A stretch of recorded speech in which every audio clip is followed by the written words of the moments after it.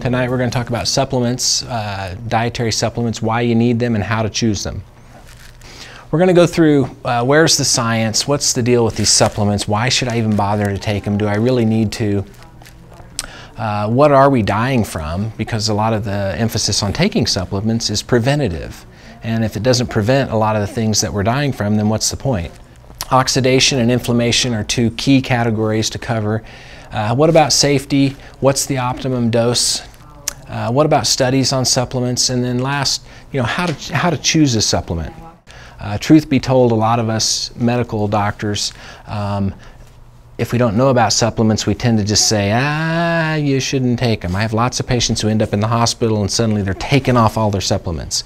And sometimes it has a real negative impact on their health, to be truthful. So it's not good that we medical docs not only don't know about a lot of supplements, it's kind of foolish because most of our patients are taking them, matter of fact, whether we like it or know about them or not. But it's a double-edged sword because a lot of the supplements are really complementary and helpful with the medicines we use. So it behooves us to learn about them if we don't know about them. A couple years ago, it's actually been about almost 10 years now, really a landmark study came out. Robert Fletcher and Kathleen Fairfield in the Journal of American Medical Association, a very conservative, gold standard, ivory tower kind of journal, came out with an article on supplements, and they came to the conclusion after studying chronic disease and supplementation, their conclusion was that insufficient vitamin intake is a cause of chronic disease, and suboptimal levels of vitamins, even well above those that will cause deficiency, are risk factors for chronic disease, such as heart disease and cancer, which is the #1 and #2 cause of death.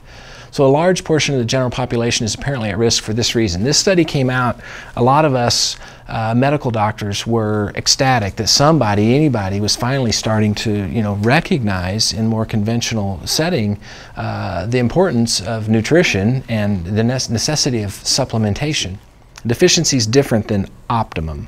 So your car won't overheat if you have 10% of your oil tank fill. It'll probably still run. That's not necessarily optimum for your car.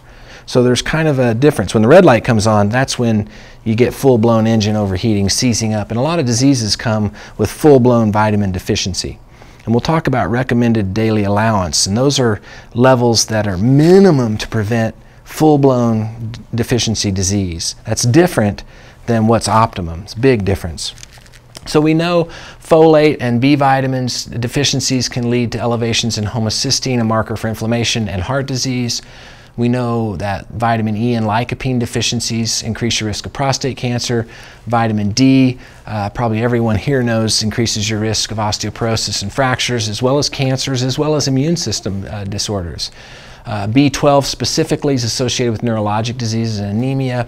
The vitamin A family, carotenoids associated with breast, prostate cancers, and vitamin C deficiencies associated with cancer in general. Vitamin A with eye problems, vision, and immune system disorders. So now these are full-blown deficiencies. Now again, the recommended daily allowance, the RDA that you see on your cereal box, that's the minimum amount that's necessary to prevent full-blown disease.